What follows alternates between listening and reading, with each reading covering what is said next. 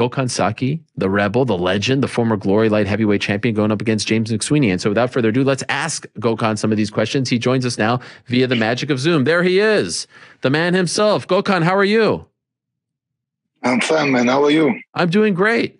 Where are you right now? In Holland? I'm in Holland, yeah. Okay. And that is the site of the event this Saturday, October 23rd, Glory Collision 3. It's tell me how to pronounce this. Arnhem? Is it Arnhem?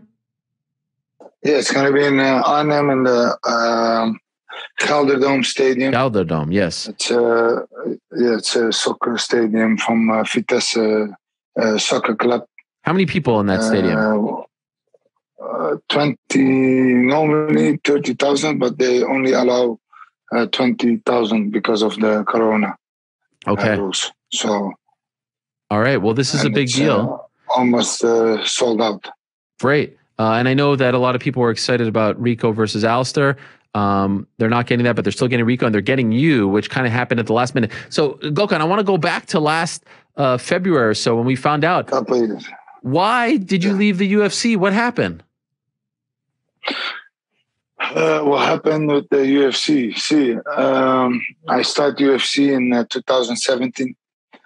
And after the first fight, I get too many injuries. I get 2 knee injuries, 1 elbow injury. And I was tired of everything. Training, and then short before the fight, getting injured again. And I just think my body was not used to this, and I didn't, before I started with the UFC, I stopped fighting for 2.5 years or 2 years, something like that. And I didn't train that well. And then start with the UFC, wrestling, jiu-jitsu. My body was just not used to this. And then I talked with Mick that I'm not going to make it anymore, like all the time. I was at the point I was scared to go for a wrestling training that I'm going to get injured again. So mentally I was finished. And then I talked to Mick and I told him the situation, and he understand, and the doors was open to go for kickboxing. So they never cut me. And on Twitter, they say, on the social media, they say they cut me, but that was not the situation. I just leave the UFC, and I wanted to thank Dana White and Mick for the opportunities they gave me, and I wish I could show much more, but it is what it is. I hope I'm gonna make my comeback this Saturday on the right way, and give you guys a couple more good fights, and make a good end of my career. Do you regret even going there to begin with? Do you feel like your body took too much damage, too many injuries, and this slowed you down? In hindsight, in retrospect, do you wish that you didn't do this? No, it's happened. I can wish things, but this is all experience, and I take it. I learn a lot of good things also with the MMA, also different way of stand-up fighting, what I'm going to use for Saturday. So I'm thankful, things happen with a reason, and the past is the past, and we go for the next. And to make that call to Mick and to tell him, I just don't think my body is able to do this anymore. Was that difficult for you, or was it more of a relief once you finally made the call? It was very difficult for me because they give me so many opportunities, and for my feeling, I need to give them something back, but I couldn't, and because of that, it was very difficult for me to call him and to explain him about this, because I know what fighter I am, and I know my own mentality, and for me, it's hard to call the promoter or the matchmaker and tell him like this, but like I said, there was no other option for me. Did he try to convince you to stay, or was he understanding and it was a relatively quick conversation? He understand, and Yeah, I understand. Yeah, he said, I understand you because of so many injuries. They still want to give me the fights, but this was it, you know? Okay. And so this happened in February, right? Yeah, something like that. Maybe a little before that. And they announced it a couple months later. Okay. So, and now it's mid-October.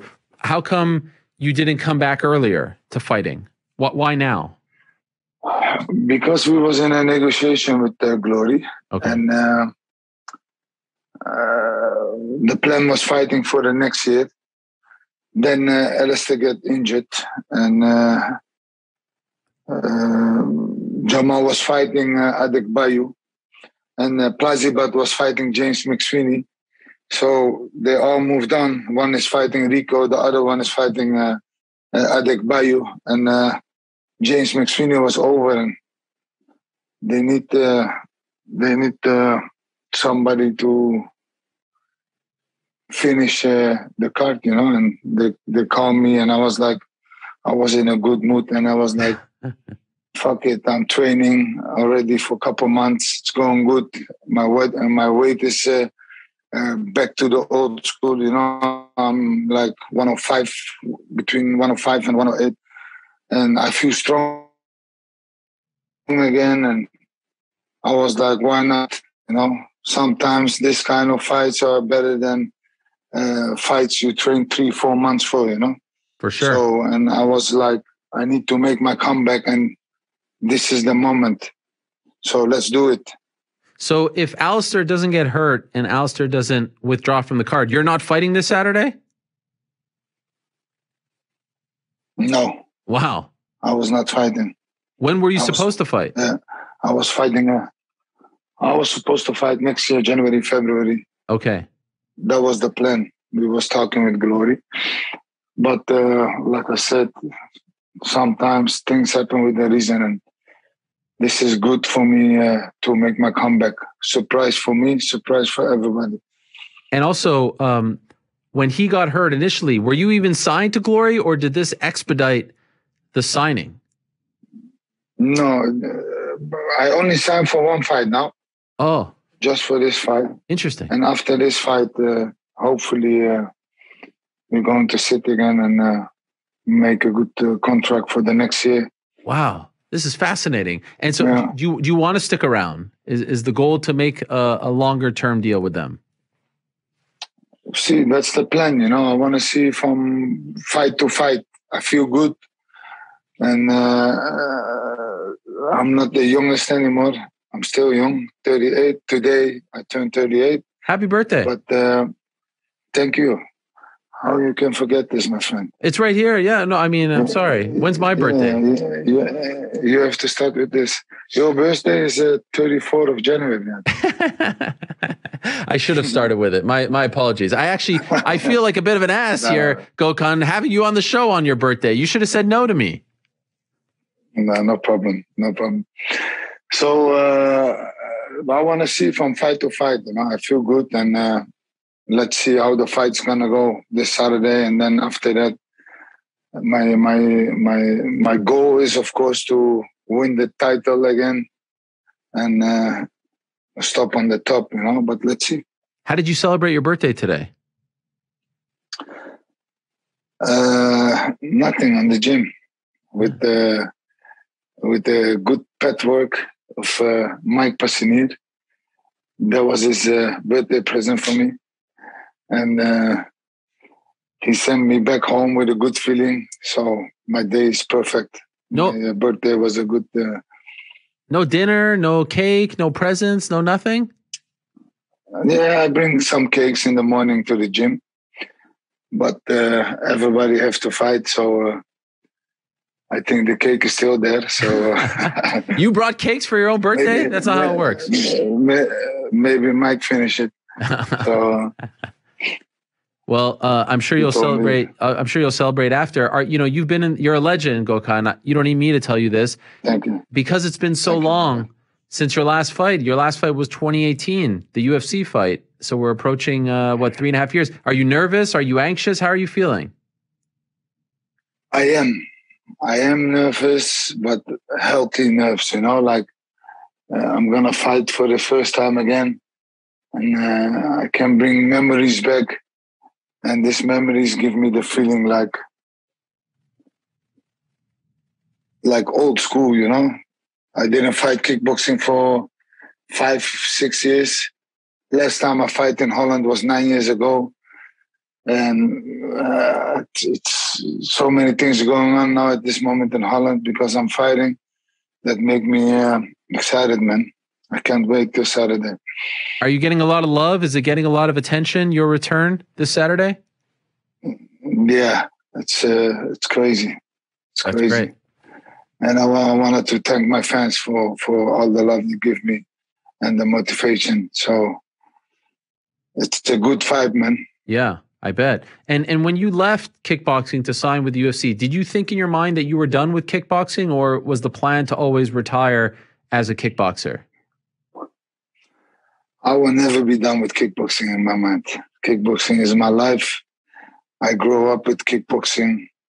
That's the biggest part in my life. And I didn't fight for a couple of years kickboxing, but I never closed the book of kickboxing.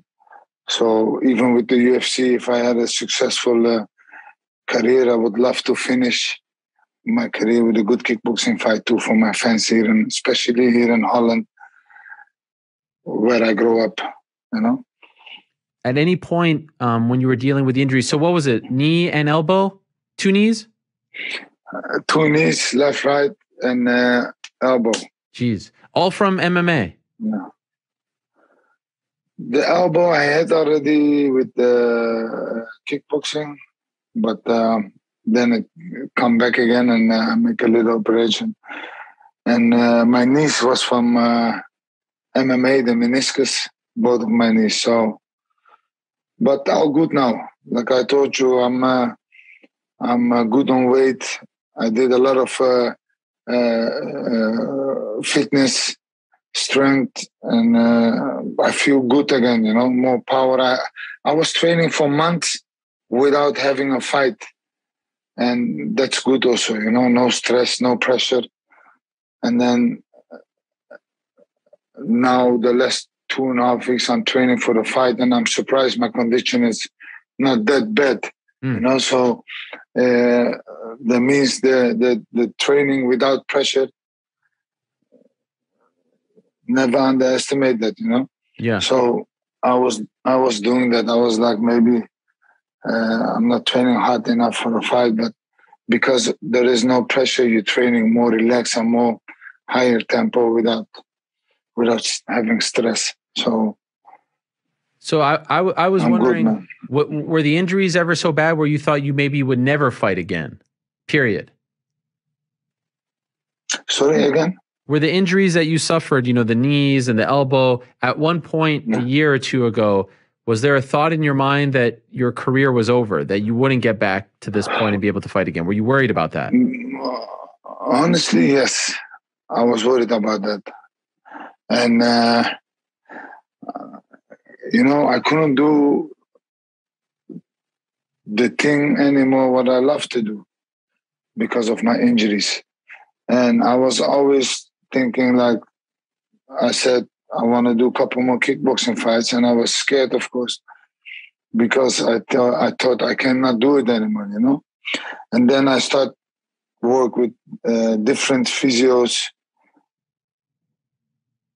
and getting back in shape again. So I had a very hard time, honestly, for 2 years, mental about my sport, what's gonna happen, what's going on. But I'm thankful that I'm back again, and I don't feel nothing anymore in my body, hurt. Wow. So it was a hard time, but we are fighters. We believe in God. We never give up. And in the end, everything is going to be all right, hopefully. I'm sure every fighter wants to go out on their own terms. Like mentally, were you feeling down? Were you feel like this is not the way it's going to end, right? I'm 36. I got these injuries. Were you starting to feel depressed about the state of your career? Yeah, 100%. It was like I told you, like it was a different situation, but thankful I had good people around me. Ali Fardi, my manager, and Salman Berisha, my MMA trainer. Then Mike Hans Krohn, they helped me a lot. We talk a lot, and I just continue training and do my things and come back like this out of nothing. So, could I ask you? I was there in Las Vegas, your last UFC fight. Obviously, it didn't go your way against Khalil Roundtree. How long did it take for you to get over that? It was shocking to see you lose like that, especially considering yeah, there was a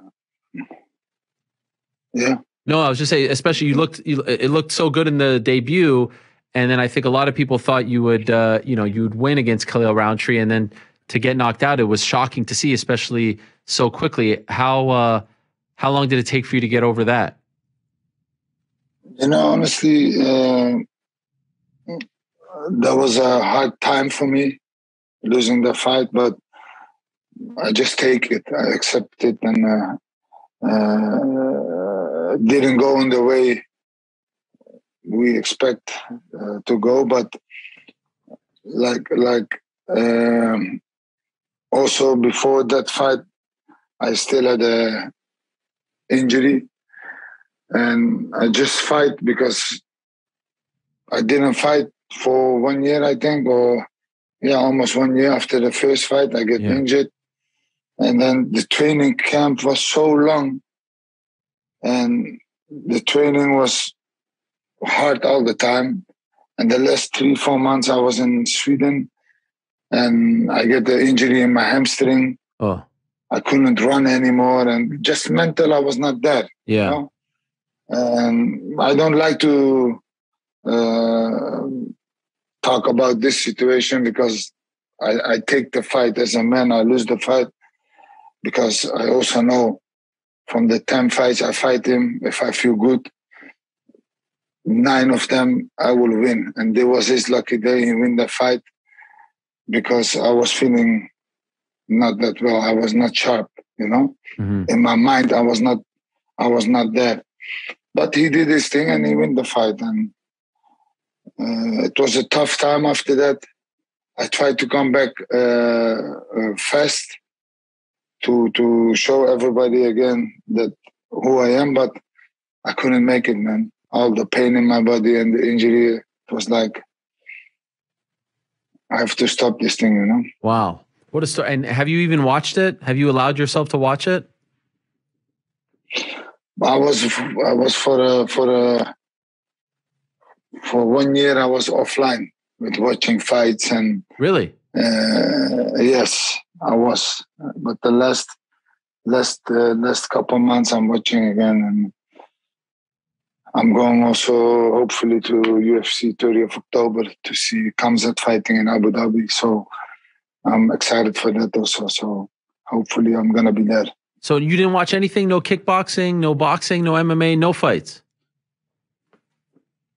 for a year? I didn't watch. I was run away for that because also then the elbow injury came, and I was training very hard that time, and then the elbow injury came last year, and I need the surgery, and then I was like, I'm done with it, Wow. Sometimes it's good to take distance from something to heal yourself and come back stronger mentally,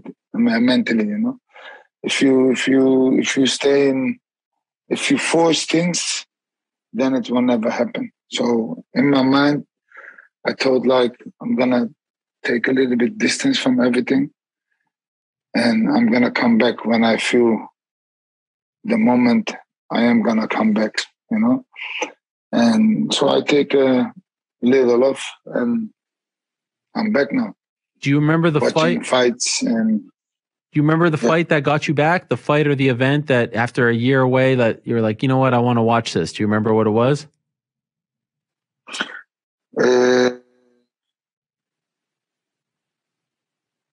There was a fight of Israel.